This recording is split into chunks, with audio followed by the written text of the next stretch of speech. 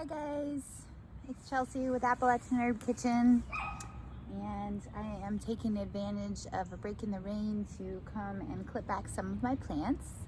And I already made a video that maybe some of y'all saw about cutting back and harvesting oregano, and so I thought I would do the same thing with my comfrey for you. This is a plant, as I mentioned before, I used to be really scared to chop my plants back, and this is one that I was scared to chop back for some reason, knowing that it's such a vigorous grower. Why I was scared to cut it back, I have no idea, but at one point I was, but not anymore. If you cut the comfrey back, it will continue to grow and shoot up flowers all summer long, and that's what I want it to do. And the bees love comfrey, so I really like to have lots of comfrey flowers all summer long to keep the bees on my property and give them something to eat. So comfrey's an amazing plant, and we all know its use as a coagulant for blood. I live in a very urban environment, and I really need to invest in a microphone for you guys.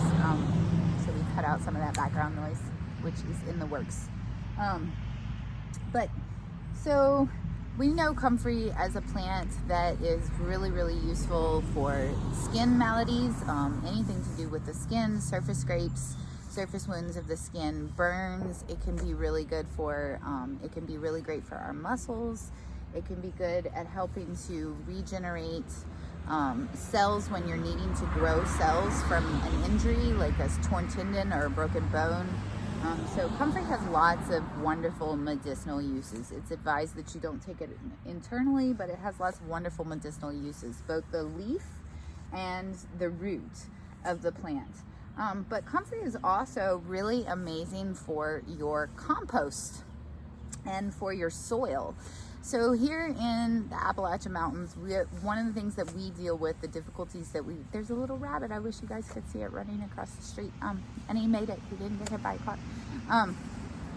But one of the amazing things about comfrey is its use for soil, building soil. And one of the difficulties that we have here in Appalachia growing things is that we have a lot of compacted red clay soil.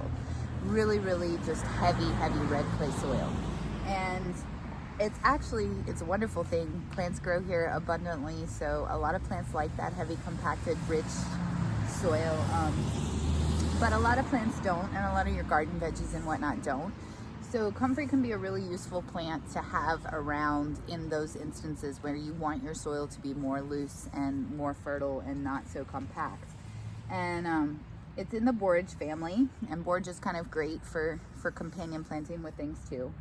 But so comfrey will spread. It will take over. If once it gets going and it likes life, it will send out runners and it will take over. It has a really expansive root system. It's got a very thick tuberous roots, and it's a very expansive root system, and that's how it helps to break up the soil, break up heavy clay soils, and aerate them and give space and loosen those soils up. So it's great that way. It's a dynamic accumulator in that, because of that expansive root system. It can go down and deep into a heavy soil, a compacted soil, and find nutrients and bring them up better than a lot of plants can. So inside of this plant, in the green parts of this plant, are stored tons of minerals and lots of nitrogen. And you can cut comfrey back and you can leave it directly on your beds and let it rot or decompose. That's a big truck. Let it decompose directly on your beds, and you can feed your plants that way. You can cut this back and use these flowers and the whole aerial part of the plant, top part of the plant, in a compost tea, in an herbal compost tea to feed your plants. And you can use it as green manure, or we talked about green manure, just laying it down on top of the soil for mulching and whatnot.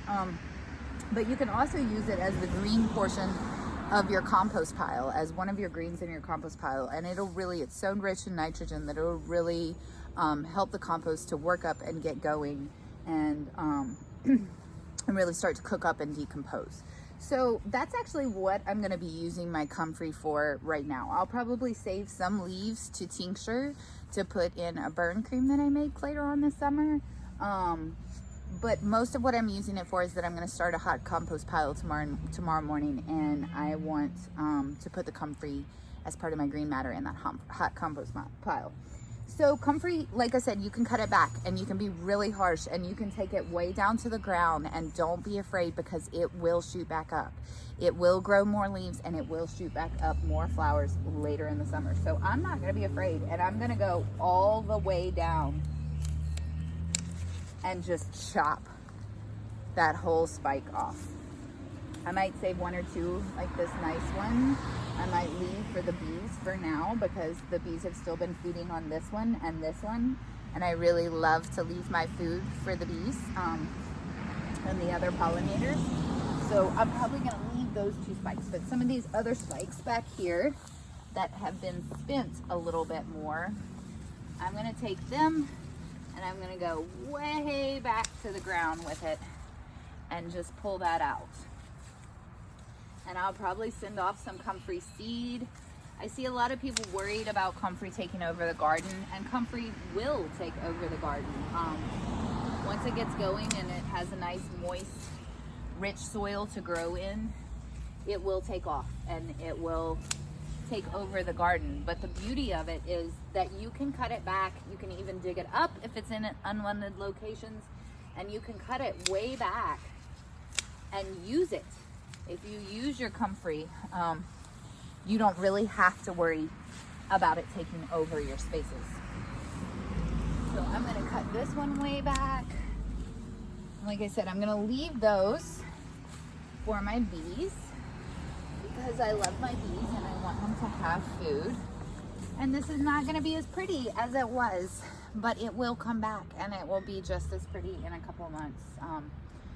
That's one of the things about gardening that can be kind of sad, but it can also be happy. It's kind of a mixed emotion part of gardening perennial herbs, is that you do have to cut them back to give them life. Think about how good you feel after you get a great new haircut. Like you feel ready to like go out to dinner and show the world how awesome you look.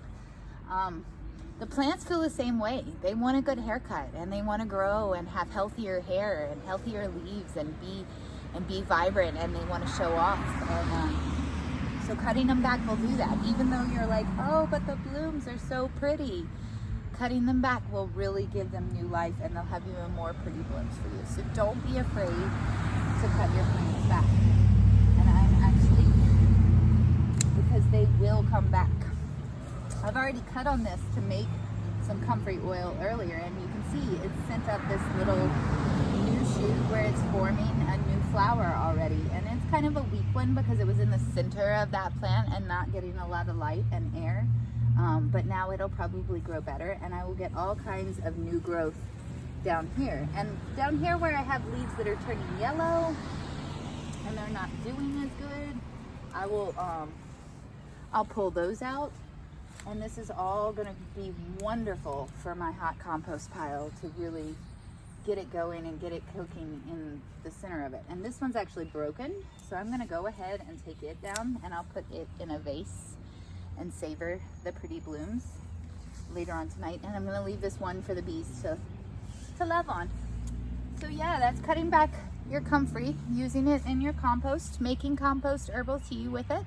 It would combine really well if you took some dandelion greens and some nettles and some comfrey and maybe like one sprig of your yarrow and put them all in a bucket and let the rainwater in the next few days rain down on it and let it sit for like 5 to 7 days. You could aerate it with a pump, or you could just let it sit in a bucket for 5 to 7 days, and it will create this wonderful herbal tea for your plants that will feed them, that will help to keep pests away. So that's a great way to use it. And I will probably, when this plant shoots back up and needs to be cut back, I will probably use that in a compost tea.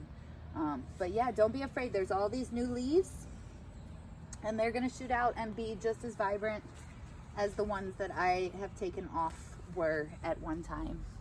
So that's cutting back comfrey and harvesting comfrey for compost. Y'all have a wonderful weekend, and I hope you get out in the garden and grow things and help things be abundant. Oh, there's a bee. getting the cut down Comfrey. She's like, I don't care. Oh, look, there she is. She came to say hello to you guys. I don't know if you can see her. She's right there. But the bees love the Comfrey. I love to watch them on the Comfrey too. My daughter, when she was little, we had some Comfrey and we had some lavender in our yard, and she was like maybe 7 or 8 years old and totally unafraid, as children that age are. And she would sit out in front of the Comfrey and the lavender, and she would pet the bees. She would be so ever so calm and get up behind them and just like pet their little furriness. It was the cutest thing ever. I have some pictures, maybe if I can find it, or a video of her. Maybe if I can find it, I'll share it at some point. Though she'd probably kill me because she's 15 now. So yeah, y'all have a great weekend.